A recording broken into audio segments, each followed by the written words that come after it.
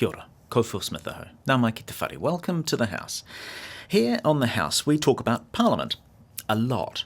And yet, despite all the talk, there is one crucial part of Parliament we don't talk about very much, if at all. And that is the Governor-General. So, for more of an insight into the role, I sat down with the former Governor-General, the Right Honourable Sir Anand Satyanand. He was our Sovereign's representative for 5 years from mid-2006 till 2011. And during that time, very much a part of Parliament. Indeed, the Governor-General can be said to be deep in the DNA of Parliament. The definition of Parliament says something like the sovereign in right of New Zealand and the members of the House of Representatives. In other words, the sovereign's representative in New Zealand, of course, the Governor-General, and the members of the House. When you were the Governor-General, you were, well, at least as far as that definition was concerned, half of Parliament. You were A and they were B. That's an unnecessarily kind way to put it. Right. What makes the Governor-General part of Parliament? Because we always just think of Parliament as being, the MPs. Yes, the law. The public's knowledge is generally confined to the Speaker and to the members and the goings-on in Parliament. But all of the things they do have a responsibility towards their duties and end up being signed off or approved by the Governor-General of the day. Yeah, so in actual fact, they receive all of their authority from the Governor-General. It can be put in that way. The ministers, the Prime Minister and the Speaker all actually go and meet the Governor-General and get affirmed. Yes. And then the MPs themselves, the Governor-General sends the Chief Justice and some other justices along to work on the Governor-General's behalf in administering the oaths. That's at the beginning. Yeah. Commissioners are sent for the opening of Parliament. The Governor-General doesn't have anything to do with matters inside the House. You're not allowed inside the House. Not allowed inside, back several hundred years. But then Parliament has a state opening. Yeah. And in the New Zealand Parliament, that's held in the Legislative Chamber. And on that day, the Governor-General is, of course, present, and all of the members of Parliament are present, and the speech from the throne is read by the Governor-General, having been prepared by the Prime Minister as to what will be done. That must be a terribly difficult thing to give. I mean, because reading your own words is hard enough. Reading something written by somebody else is, punishing, potentially. Well, it could be, especially if one is used to writing one's own speeches. Exactly. But that's the task. At least these days they're not all necessarily incredibly long. Long enough. If you think about being kind of intrinsically involved in the beginnings of all parts of the House and the Executive, and intrinsically part of Parliament, and intrinsically part of the Executive, the Governor-General is, as you say, well inside the DNA of the whole thing. Yes, because when the House gets underway, its main formal business is to pass legislation. And once the legislation has been passed in the House, there's a particular document prepared which is certified by the Clerk of the House, saying something like, this bill has been passed by a majority of members in the House. There is a statement by the Attorney-General saying that there is nothing in the law that stands in the way of this receiving the royal assent. And then the Prime Minister formally requests that the legislation be signed by way of assent. So it would be a big ask to refuse to do that. Yeah, it would be. It's interesting, I was talking with Dean Knight for this program a little while ago, and we were talking about the guardrails for democracy in New Zealand.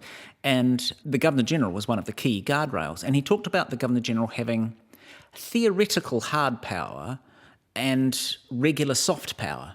The soft power is the fact that everyone has to sort of go through you and you get to sort of chat with them about things. And I want to ask you about that. The theoretical hard power is the fact that, in theory, the Governor-General could not do something although that's never happened in New Zealand. Yeah, starting my answer at the hard end, if the Governor-General found that he or she could not bring themselves to assent to the law or whatever it was, the correct procedure would be for the Governor-General to offer their resignation.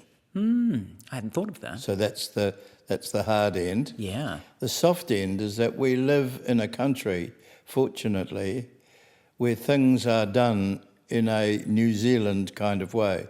There's a lovely informality about our country that enables the Governor-General of the day to speak with the Prime Minister and relevant ministers, and if there is an issue, for that to be spoken about openly and for things to be resolved if a question meriting answer has arisen. You know, there are those three famous things. The Governor-General has the right to advise, to be consulted and to warn.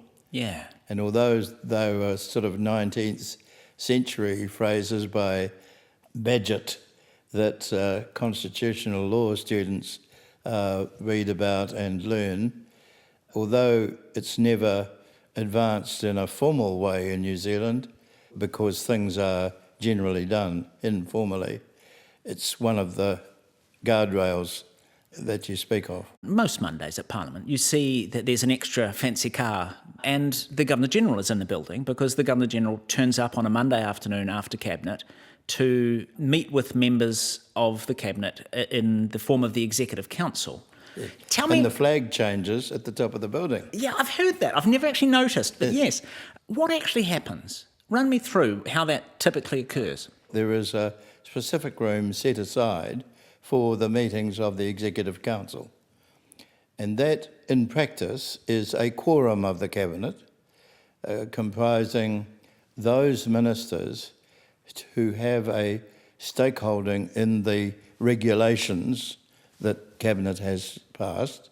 So that smaller group of people meet, and the Governor-General presides. The regulations come forward. They are presented by the Minister or someone in the name of the Minister, and the Governor-General satisfies themselves that the appropriate procedures have taken place. Sometimes the regulation will have required consultation to have taken with parties, and the Governor-General might seek assurance that that has been done, and the Minister often has a letter to illustrate the fact. That. So it's a quick process, but the Governor-General's mainly involved with monitoring rather than leadership. It's governance, I suppose, isn't it? Yes, it is. It's a part of governance. Yeah. It's often described, the role of the Governor-General, as being like a rubber stamp. But it's not that automatic. There's a conversation that happens. They need to tell you what they're doing, why they're doing it, and why this is the right thing to do, those sorts of things, right? Yeah, your statement is correct. It's an easy stone to throw to say that the Governor-General is just a rubber stamp, or as it has been put colourfully elsewhere, a nodding automaton. I think in a country like New Zealand, everyone would expect that the Governor-General would simply not just sign automatically everything put in front of them. They have a right to expect some examination of why.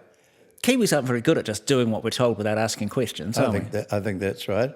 Also, in that Executive Council process are other things like orders, taking land, warrants for people appointed to positions by the Cabinet. There's quite an agenda of things. Yeah. I understand that when you're signing legislation as a Governor-General, you do it in order. The bill that passed first gets signed first, and then the one after that gets signed next. I suppose that's so things can't be skipped. Assent to legislation is generally done by a similar but unrelated process.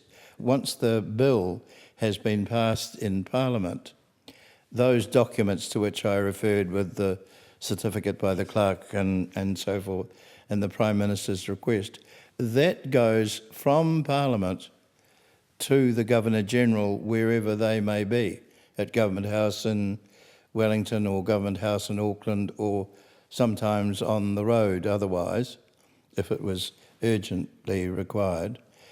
But you're right, they're done one after the other. You talk about a formal request coming from the Prime Minister Yes. that the Governor-General do this. Yes. So apart from those reserve powers where you look after things around the election and things like that, everything else the Governor-General does is upon the request, isn't it, of the Prime Minister or ministers? The Prime Minister or one or other of the responsible ministers for the particular piece of work. But there's one exception. At the time after the election, when the choice is to be made as to who will be the next Prime Minister, as Dame Catherine Tizard put it, the passing of the parcel of power, that is the one time where the Governor-General does not have the benefit of prior advice from the Prime Minister because you haven't made one they yet. haven't made one yet. And so that there's a judgment required that the person can be satisfied about the intended Prime Minister having a majority in the House. Did it feel, at the time when you were doing this, did it feel like an awesome responsibility?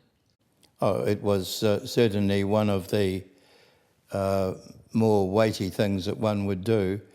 In my case, in the 2008 election, it was a straightforward matter because the election had clearly been won by Sir John Key and Sir Bill English and National, and the Labor government, led by Helen Clark and Michael Cullen, had lost. Had very much lost.